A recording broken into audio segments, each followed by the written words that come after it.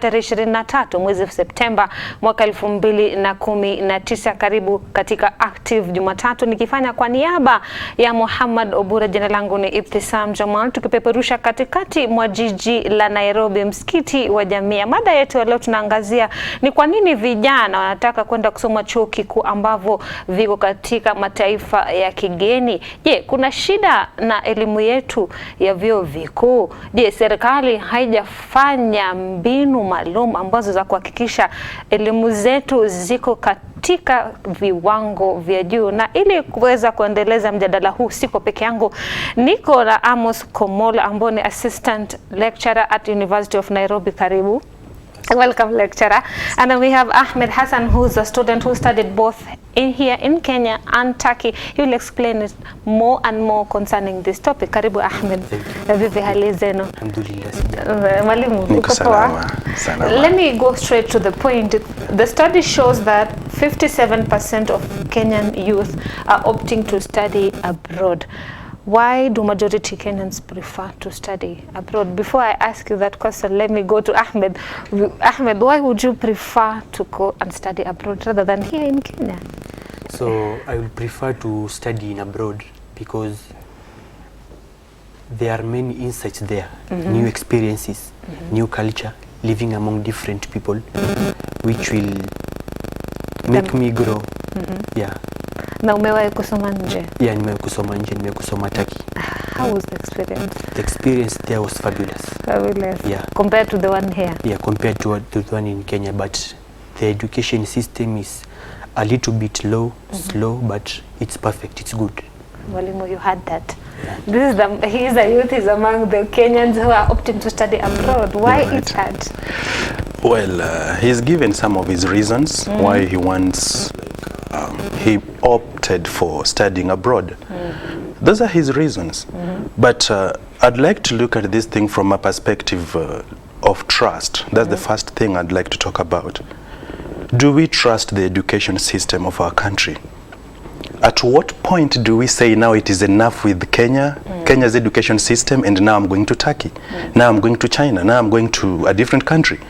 The question is, at what point do we say that? I tend to think that most people have these trust issues, and that's why they'd rather not do their primary school here, then when it is university time they go, because education system in Kenya is kind of rotten, which I tend to believe is quite misplaced. It is a misconception most people are having. And yet again, there is also a lot of truth in what they are saying. Let's imagine that there is an expose by Horizontv that there is a university in Kenya that doctors' results that give people free certificates they didn't earn. Then someone young who is aspiring to be in that very country studying something like medicine is watching such a thing. Do you think this person will go to that school? So the problem starts from right there when we have exposés revealing the rotten nature of the education system in the country. I once had a privilege of listening to one man called John Gidongo, who is an activist in the country. John Gidongo said that when you see corruption has entered into the spheres of education, you see corruption hitting medicine, that is the hospitals, you will know that a country is going down. How does a country go down? A country will go down when youths don't trust the education system anymore. People want to run away. People want to find safe havens for their future. People want to be in a place where they trust that after coming from this particular place, I'll develop academically, I'll develop and be a good engineer. Then number two, in that very, very point of trust, we have Kenyans who are studying, let's say, at the University of Nairobi. I'm privileged to have been a student there so many times, so many years. Imagine getting out of that place as an engineer. You are going to make roads for your country because that is the assumption that after qualifying you are going to get job opportunities automatically. But you get out and you realize that people from other countries are making roads in your own country. Why? Is it because they have better equipment? Is it because they have better education? What is the reason behind? So these kind of things lead to this mistrust that I'm talking about. When you look at, we're talking about trust, Ahmed. You've been in Turkey, you're now studying here in Kenya. Do you think we have the same equipment, same facilities? No, we don't have the same equipment and the same facilities, though the content is the same. There is better. Let me ask, there is better. Mwalimu, he says there is better. I'll get back to you, Ahmed, right away. He says there is better. And when you take a look at politicians and billionaires, they don't let their kids study universities here in Kenya. All of them usually study abroad, get jobs abroad, and then come here to do work. So our government officials, they implement our education, but they don't have, it seems like they don't have trust in our education system at the same time. That is true. And it is something we can again tie to the same points we were talking about, trust. At what point does a politician say that now my son is going to study in Nairobi when he knows so well that after going to the University of Nairobi there is going to be trouble getting that job? There is going to be trouble him qualifying for something else that he wants the child to study or qualify in. The question is just the same way we keep talking about it, that people are losing trust. It is not just the common mwananchi down there. It's trust that is that people suffer even up in the spheres of leadership in the country. I tend to think that he talks of the education system in the other countries being better. How better? It is if it is equipment, then the country needs to invest in equipment. If it is the University of Nairobi, we need equipment.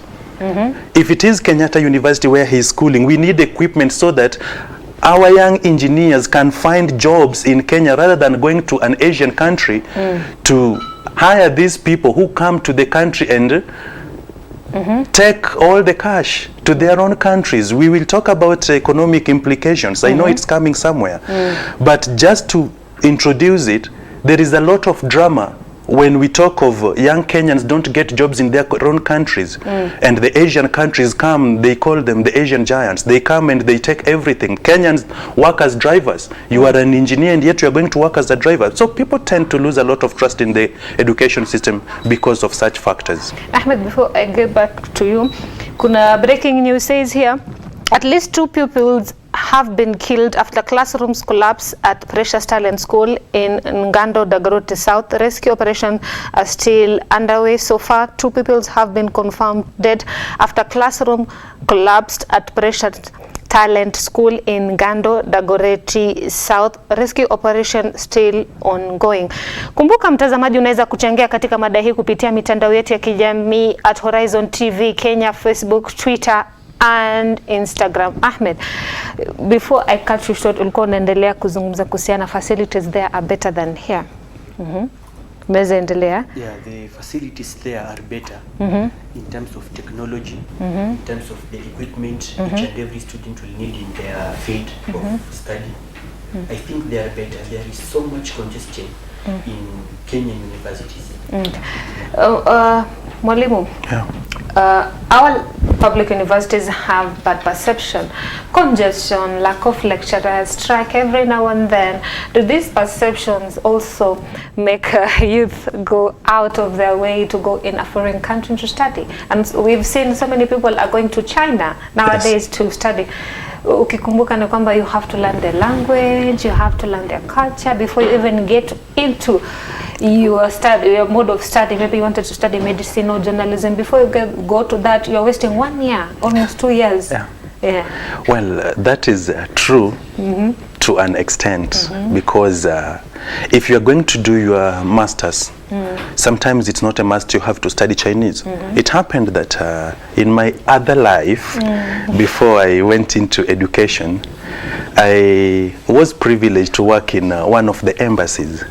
And I saw, witnessed, and I lived that life of seeing so many Kenyans come into that particular embassy looking for opportunities to go and study abroad in that country.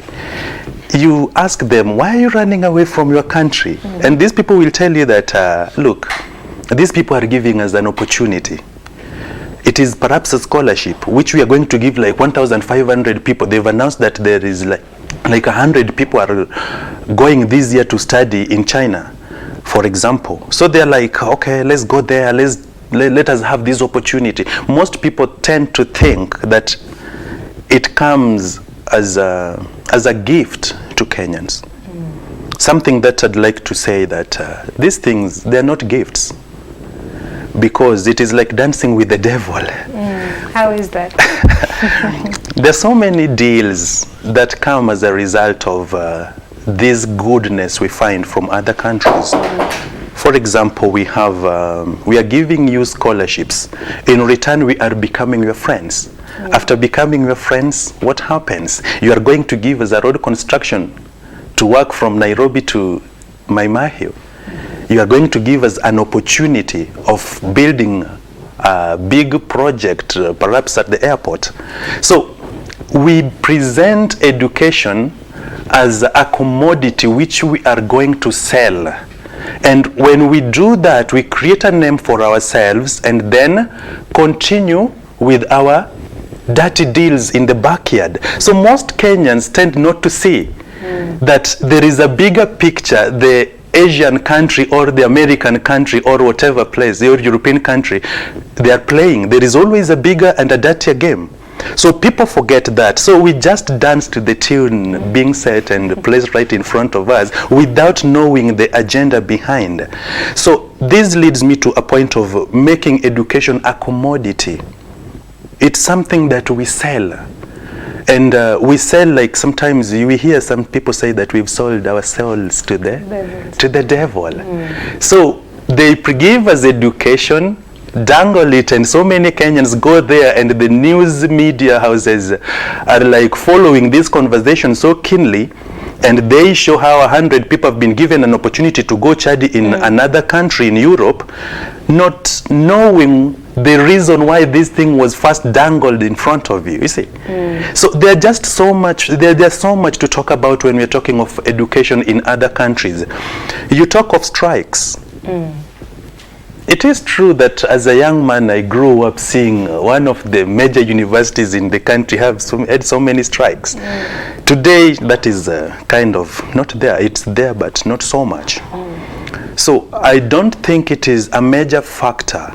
The major factors are things like trust, things like lack of resources, diplomatic agenda, hidden agenda that we are having in the country. There are some other factors. So Ahmed, which perception did you have in our public universities? Taswira yako ilikuwa gani before joining one? Before joining one? Yeah. So we expected it to be well-equipped university, no congestion, friendliness between the students and the lecturers, which is not there. Yeah. Okay, Lipo join, what did you say? When I joined, I was just happy. Yeah, first because I was going to do what I wanted. I wanted to do special needs education, but there was just a little problem after some time. I chose blind, the braille, but I was told by the who have completed, who are doing masters, they told me no one will offer you the Parkins machine, the braille machine. So for now I'm learning it from my blind friend. Instead of the lecturer to teach me that there are no such machines. It's so sad. Wacha tutarejea kwako inshallah. Labda nikumbushe mtazamaji ni kwamba wanafunzi wawili wameweza kufariki baada ya darasa lao, jumba lao kubomoka katika shule ya Precious Talent School in Ngando, Dagoretti South. The rescue operation are still underway. Tupate pumziko fupi, tarejea baada muda usiokuwa mrefu. Assalamu alaikum wa rahmatullahi wa barakatuh.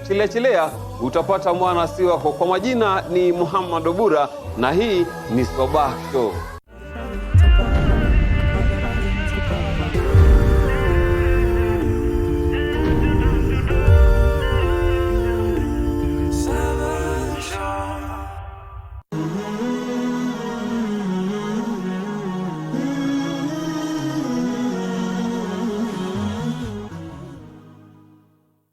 Are you finding difficulty to find us on Azam decoders? Rescan your Azam decoders and find us on channel 008. Horizon TV, the beacon for the nation. Wake up to exciting mornings every day. Active Jumatatu with Muhammad Obura. Tech Tuesday with Yusuf Farah. Wednesday, the special edition Business Chat with Ibtisam Jamal. All about your health on Healthy Thursdays with Mariam Mwacharo. Aisha Khan with thorny pertinent issues every Friday on the Round Table. Fresh discussions, direct probe in Sabah Show, only on Horizon TV. On the next episode, always surround yourself with positive friends, good friends, friends who believe in you, friends who say you will become a pilot, friends who tell you you'll have a lot of money, friends who tell you you are going to become the best doctor, friends who tell you you'll become the best teacher, friends who believe in you. But don't sit around with bad friends. They tell you, look at you, you are always number last.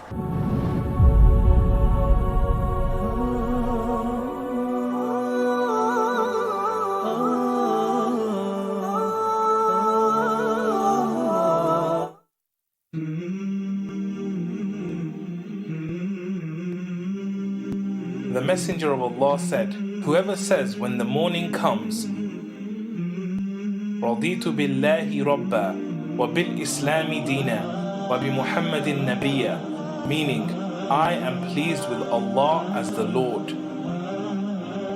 and with Islam as a religion, and with Muhammad sallallahu alayhi wasallam as a prophet. Then I am the guarantor that I will take him by his hand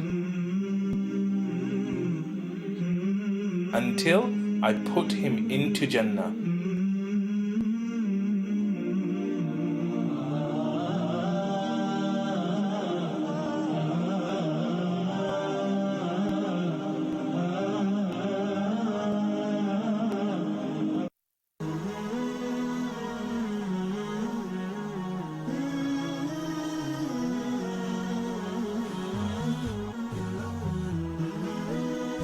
Horizon TV, the beacon for the nation.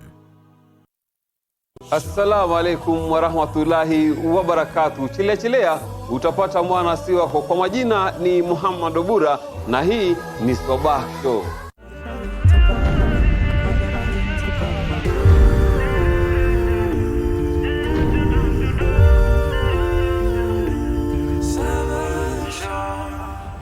Assalamu alaikum warahmatullahi wabarakatuh. Karibu katika Active Jumatatu awamu yetu ya pili. Mada yetu leo ni kwa nini vijana wengi wanaenda mataifa ya kigeni ili kusoma katika vyuo vikuu. Je, shida iko wapi? Je, ni shida ni kwamba vyuo vikuu vyetu viko na tashwishi moja au nyingine? Ndiposa tuko na wageni wetu wale ambao katika umetu wa kwanza wametueleza mengi kuhusiana na tofauti ya kusoma nje na hapa, na saizi kwamba kuna bad perception. Mwalimu, tumekuwa tunaongea kuhusiana na bad perception, Mr. Amos. Before the break, we were looking at some of the pointers. Yes. And then you were telling me that education is taken as a commodity. Yes. How true is that? How many universities do we have in the country that are basically interested in profit making? So many. Because go to any tall building, most of the tall buildings in the city, you'll find a college up there. You'll find a university starting somewhere. And perhaps the dean is someone who is not qualified to even run a shop, a small shop. The question is, why? It's because people tend to sell education. So many Kenyans are hungry for education. We need just this empowerment. But there are people with some motives, ill motives I call them, who are just interested in taking advantage of the weakness that people need education. So they present cheap university educations, some who are not qualified. We've heard of universities selling law degrees or offering law degrees without qualified lecturers. How? Why that way? Why do you have to hire somebody to come teach law when that person is not qualified to So people tend to look at these things and they're like, life in Kenya is becoming terrible. Education in Kenya is becoming terrible because we don't have universities that are serious with education. People are interested in business. So it becomes a commodity. Then there is something. I had a privilege of also talking to some lady. I asked her, if you present your papers, now that you studied outside the country, present your papers to any organization, what happens? Oh, people love it. That is what she tells me. People love it. So it's a kind of a class ahead. What Ahmed was saying, that when people see you've come from Turkey, they tend to think that your papers are way better than the papers in the country. So it is a thing of class. And then education is becoming like fashion. How? With the best papers, you get the best job. Do I get the best papers in the country when we have exposés of so many people conducting dirty deals in the education system? We saw the expose a few weeks ago where accountants were busy playing the devil's game with the people's money. So we are like, you know, there's just a lot in this thing called education that most people don't want to talk about. And it is the right time for us to have this conversation in a very honest manner. Because if we don't do it, education in the country is going down and fast. Fast. Ahmed, do you think education is taken as a commodity? You as a youth, you as a student, having the privilege to study abroad and here? No. Why is that? It's not taken as a commodity. Because people will take it as a commodity according to where they learn it. According to my humble opinion, if it's in Kenyan universities, it will be taken as a commodity. But out there, education is given meaning. So he's agreeing. Yes, he's agreeing. That in Kenya it will be taken as a commodity, but out there it will be taken as something, a wheel that drives the economic growth. Something that is seriously developmental. Exactly. So what was your experience in university in Turkey? So in Turkey, my experience there, I told you before, it was best. So if you're given an opportunity to do masters, you'll go? I'll go there. Without even thinking twice? Without thinking twice, I'll go there. What if we sanitize our education system? What if we change? Like he said, he had to learn Braille through a blind person rather than a lecturer. That's quite pathetic. Yes. So if he's given an opportunity right now to study abroad, he will go, given the circumstances he's facing. If I'm him, I will. Yes. If you're him, you will. Yes. Because there is just drama. You want to learn, but there are no equipment. Exactly. Again and again he's talked about this. Because how do you go learn at a blind man's place and not at the university? You see? So I'd rather pay that person rather than paying the university. Yes, pay that person and continue learning there, so that is your university. So those are the factors. Ahmed, then what's your take on that? Because you're learning more from the blind person rather than the lecturer. Yeah, they're just giving the manuals. You learn the arrangement of the dots, which is very difficult because you're using a British manual. Oh, yeah, it's very difficult learning those dots, joining them. And at some point you have to close your eyes, try to touch like them and feel them, which should come from a lecturer, not that person. And he's helping me, not like the lecturer. It's sad. It's a very sad situation. It's just one of the many examples that Kenyan youth are facing in our public and private universities. When you look at the cost of studying, Ahmed, I'll start with you. The cost of studying here in Kenya and abroad, which one is much better?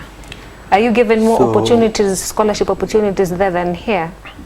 I think there is the cost is much higher. Why is but that? It's worth it. Why is that? It's higher because you have to take a flight. The cost of living there is very high, from clothes, food.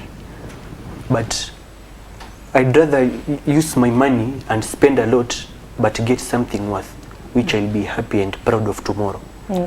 So here in Kenyan universities, the cost of studies is, there may be scholarships, it might be low, but at the end you'll get papers and they'll not take you anywhere. Even the private universities, which are expensive and give you more opportunities, as they say. I haven't being to a private one. Yeah. So I cannot say anything about it. Whatever he is saying that he'd rather pay more in a foreign country than pay less here in Kenya because of the resources he gets, and the education there is much higher than us. I don't know how I can disagree with that, because it is true. If it is expensive, cheap, there is this thing they always say about cheap. It's very expensive. Yes. And if you think that paying 100,000 for something is going to give you 200 in future, that is the profit we want. That is the profit in relation to education. And even though it is quite a sad way of looking at education, but it is still the point. Most people go to school because they want to make money tomorrow. But why go to a university in a certain country like our country? Come to Kenya, you study and you're born there, and you're like, okay, fine, let me pay 50,000 and I go get this degree. After getting that degree, you paid cheaply for it, yeah? After getting that degree, you can't get a job. Why?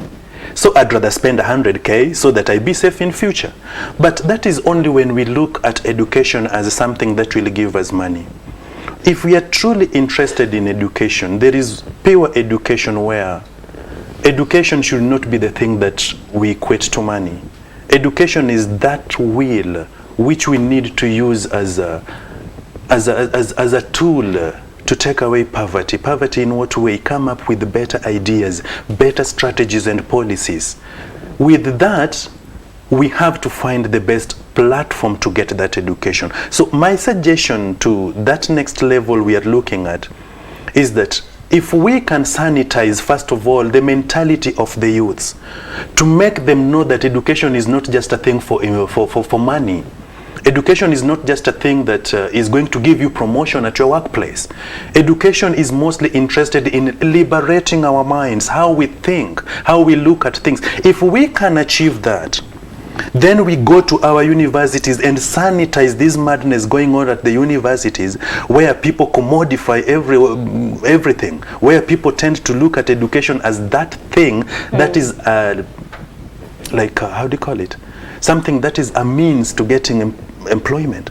If we can do something with this, then I think we can have this conversation another day and say that at least the conversation we had before was quite fruitful because it changed the way we think. So first of all, I think we should change just the way we think and look at education. Okay. When we talk negative things about our public universities, but he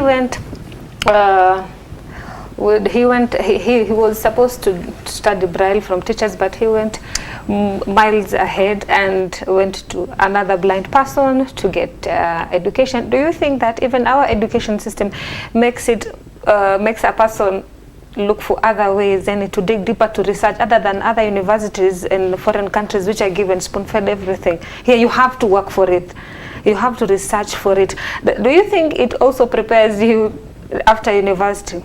Because life is hard after university. Do you think it is also a good thing that it prepares you to be tough, to face the world out there? Yeah, the world out there. That is something else. The world out there. So do you think the hardships they are facing in the public universities is the same thing they'll face outside there? Why first should they face that hardship? I ask. If you are starting a college for blind people, why not have the equipment? Why first go and start it? Why take Ahmed there to go and learn and take Ahmed's money to go and learn when you can't provide Ahmed with the right education? So the problem starts there. So it's not about just making you tough for that so-called life outside. No. This thing is just the failure of the university. It's nothing like preparing me. It's the failure of the university. It is making this man's life hard. So at what point are we going to talk of making that life easier, the life outside easier, because somehow I trained when I was... He is not supposed to go through that hardship, first of all. Education is not something that we should always hustle for or kill ourselves getting. Education should be that thing that we go into happy. Sometimes when I go to class and I teach my students, I tend to tell them that you don't have to come here and start frowning in front of me and telling me that how education is hard. No, we don't want to make it hard. And they complain since primary, yes. secondary, and now university, the same thing. Did you face the same challenges in primary? When you go to secondary, the same thing in university? No. You have to hustle to get something? No, I just hustle to get something in the university. So there's a problem in our higher education. Yes.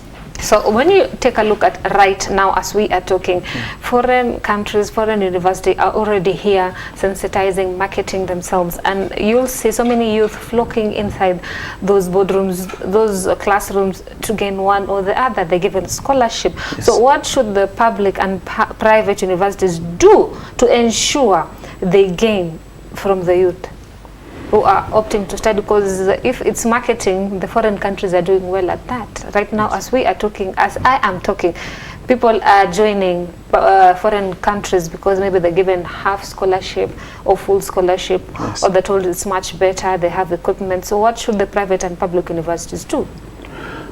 Well, that's a good question. And I've been a victim of that also, that there is a time I wanted to leave my country to go study outside.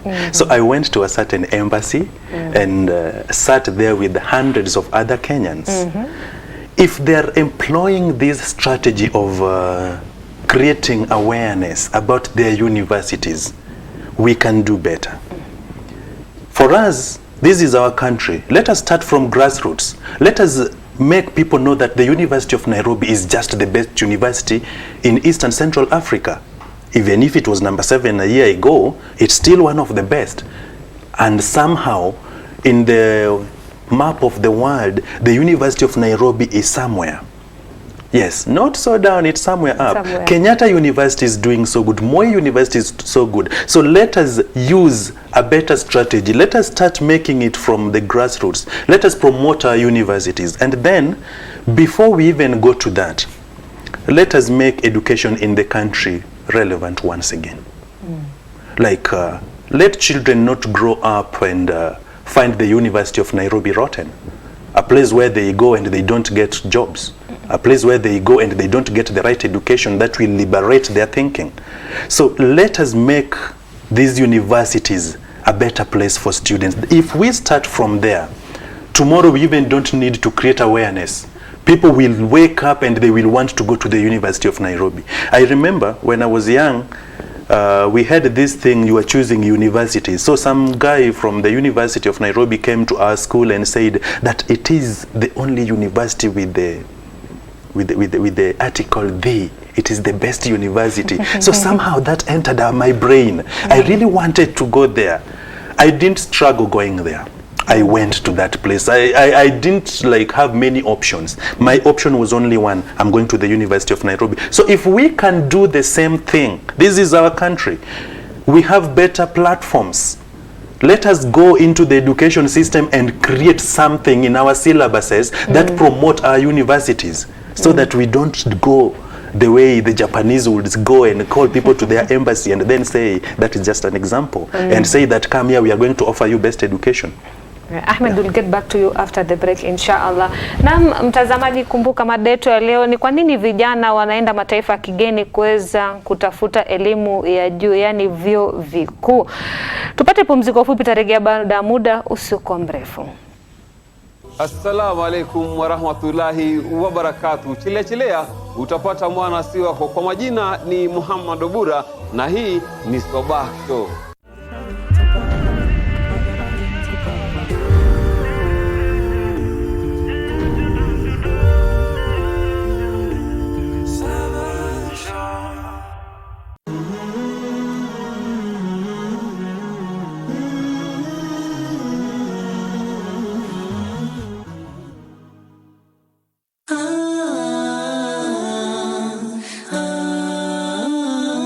Repel the thought, for if you don't, it becomes an idea.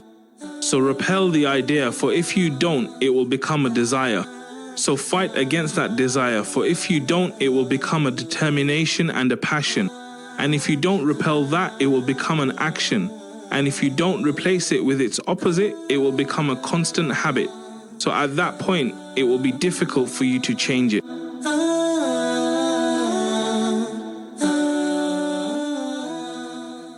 Are you finding difficulty to find us on Azam decoders? Rescan your Azam decoders and find us on channel 008. Horizon TV, the beacon for the nation.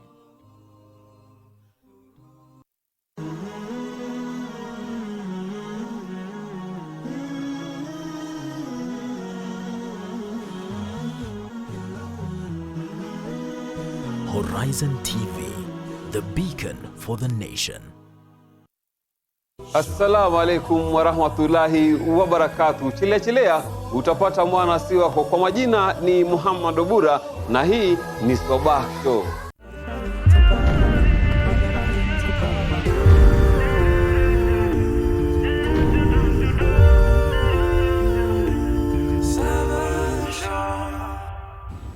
Assalamu alaikum warahmatullahi wabarakatuh. Karibu katika Active Jumatatu, awamu yetu ya tatu na ya mwisho. Ahmed, nikianza na wewe, what do you think is the economic impact of students studying abroad? The economic impact of students studying abroad is that you lose a lot of money. But I say again, it's worth it. It's worth it. Yeah. So if you are well balanced financially, good for you. Yeah. But do you think the government will also be affected if all of you go there and study abroad? What will happen to the government? The government should see and check where the problem is. Where are these students moving there, leaving our universities here? There are problems there, many. That is why the moment we get a small opportunity to move there, faster we move there. Bila kufikiria mara mbili. Bila kufikiria mara mbili. Wachukua mabegi wa park. Yeah. Bora una passport na visa. Yeah. Walimu wasikia. Bora una passport na visa. What's the economic impact of people studying abroad? There is this thing we call the ripple effect. From just one act, there are so many things that can be born from it. For example, there is that thing that we talked of called the diplomatic spheres and how they influence and commodify education. Let us just look at that as an example. I want to take quite a different approach from his. You have given the Kenyans an opportunity to go study in your country. You've given them scholarships, yes? But what are you looking for in return? That's the question I'm asking myself also. What am I going to get in return? The first thing I'm going to get is that I'm going to get major projects from that particular country. After getting the projects, the monies and the loans are going to come from my country, right? What happens to the economy of Kenya when the cash is going to that country? When the loans are coming from that country, when the personnel making these roads and these projects, these big projects in the country are going to that country. So you see, from just education, the ripple effect has spread wide, and it is something that is now hitting other spheres. So the economic implication of just one act of commodifying education in the public sphere is taking a lot of money from the country. And then let's also look at this thing called brain drain, where Kenyans like Ahmed will one day come back and he will be working in an organization. If he realizes that in Turkey, his intelligence, the knowledge is acquired, is mostly needed in Turkey, and that Turkey country where he was at or in offered him opportunities with better pay, will Ahmed come back? We can ask him the question. Will you come back? If you get better pay, better everything in Turkey, will you come back? I'll never come back in Kenya. You'll never come back in Kenya. Exactly my point. It's not only him. It is something that can happen to me. Give me a better opportunity, I'll go to that country without thinking. And this is thousands of Kenyans going there. What is happening? It means we are taking best brains out of our country. People who can think strategically are no longer there. Why? Because of the problem of they studied outside. After studying outside, they got better opportunities. They were well acquainted with the culture. They knew people. They knew their ways around. So these people stay in those countries, which means Kenya is no longer having, Kenya is no longer having the best brains to help develop the country. So we need this, and this is what you can easily relate to the economic implication. So there is just so much loss that we are having. So much loss. Ahmed, I know being a youth, it was the first time in a foreign country. You faced so many challenges. So what are the disadvantages and challenges you faced while in Turkey? So the first thing is the language barrier. To get to know the language, maybe for me it was a little bit easy because I went to madrasa, I learned a little bit of Arabic, and the Turkish language is a mixture of Latin, Arab and English words. So it was easy for me. But for the rest of those who I went together with, it was very difficult for them. So how long did it take you to study Turkish and be fluent? Just 1 year. 1 year. Yeah. And I came back. You came back fluent.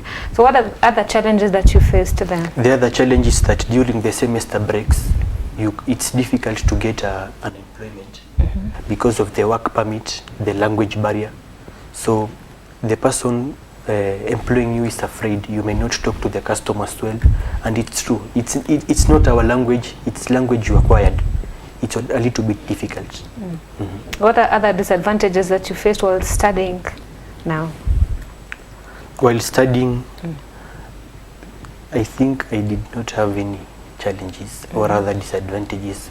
Maybe to other people, they were there. What other people faced? The road was so smooth for him. It's a smooth sail.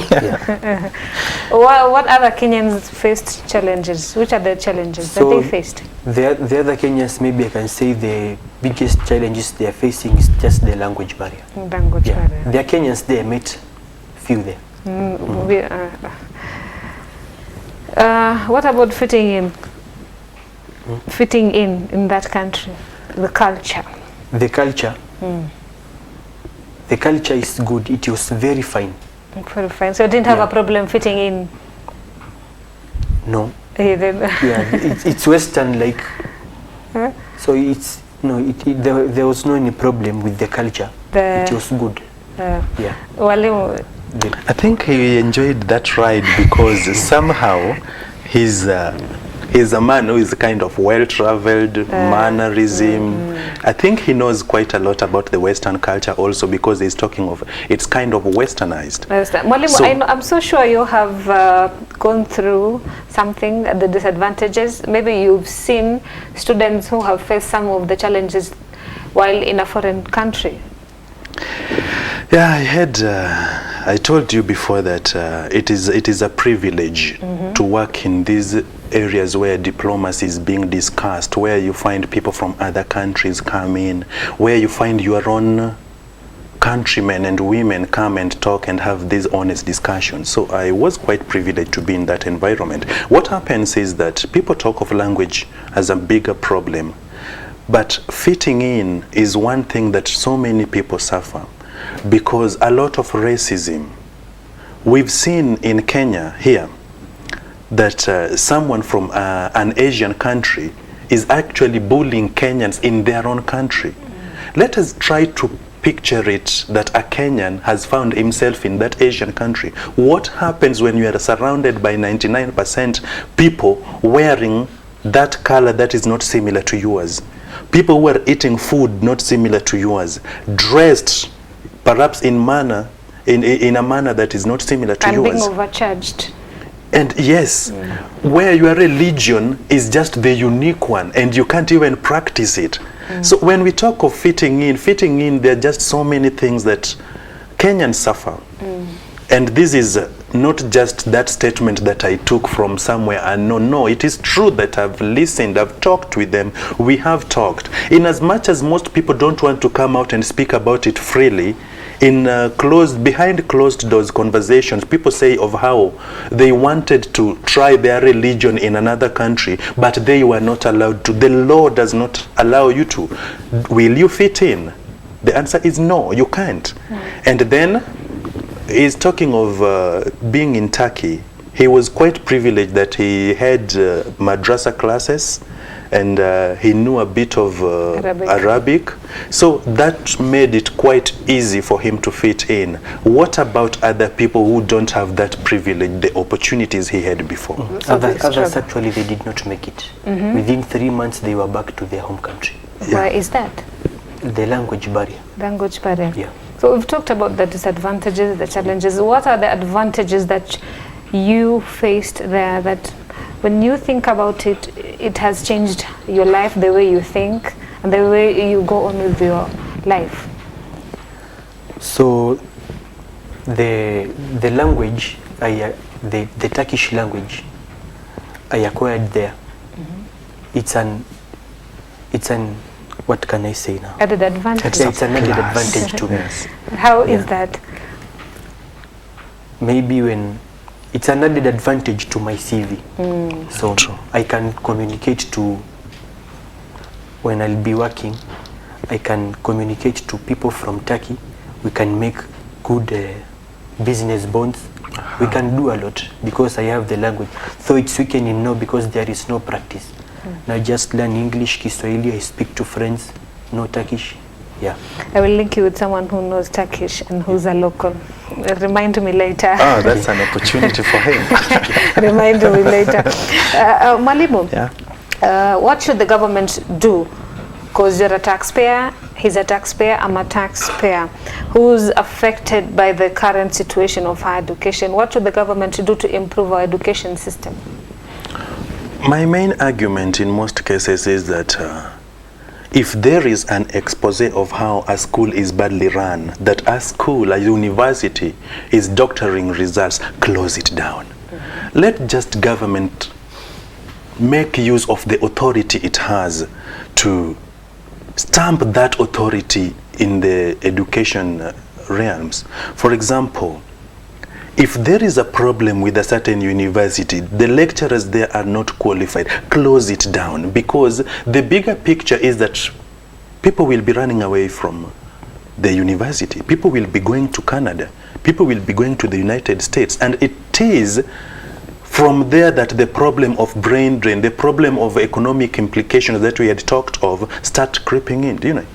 So I tend to think that if the government can just stamp that authority and say that education is something that is holy, it is a sacred thing.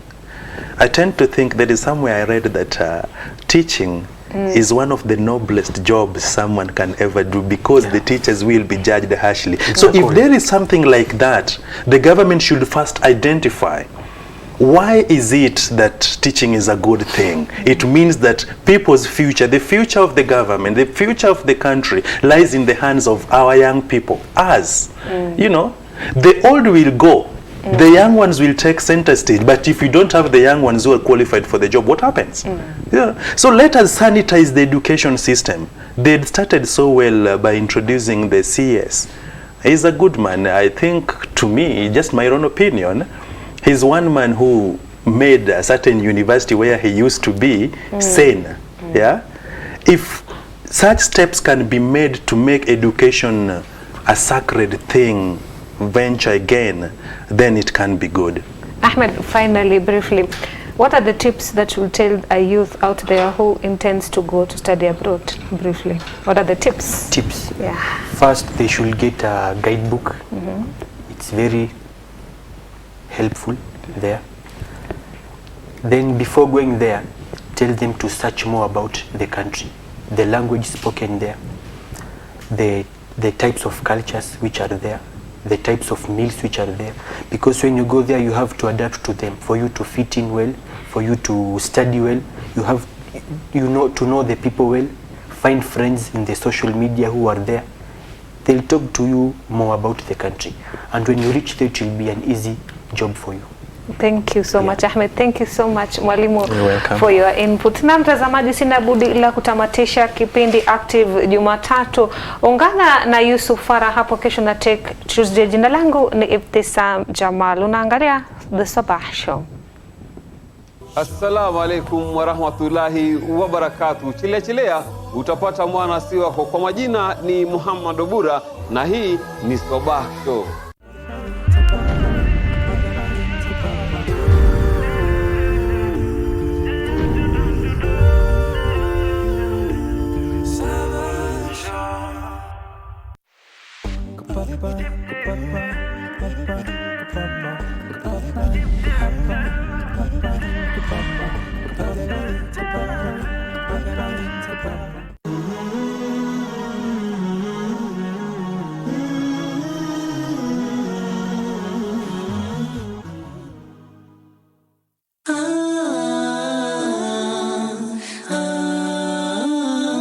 Repel the thought, for if you don't, it becomes an idea.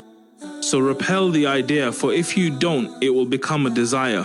So fight against that desire, for if you don't, it will become a determination and a passion. And if you don't repel that, it will become an action. And if you don't replace it with its opposite, it will become a constant habit. So at that point, it will be difficult for you to change it.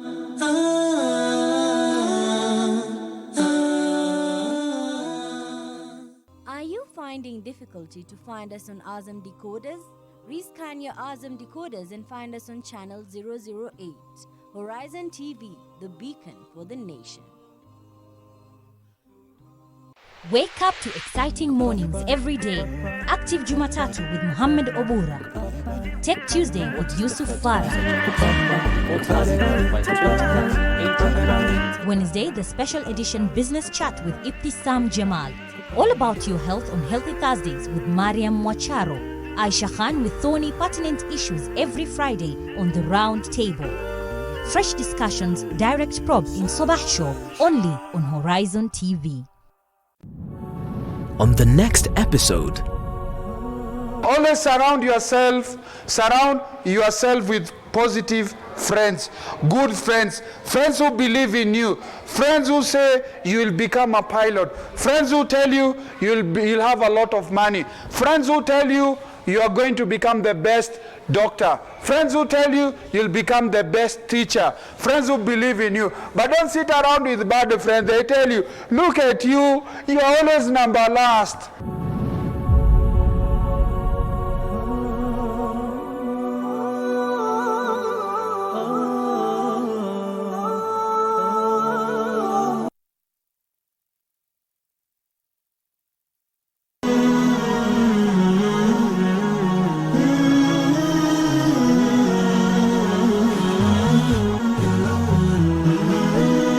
Horizon TV, kurunzi ya taifa.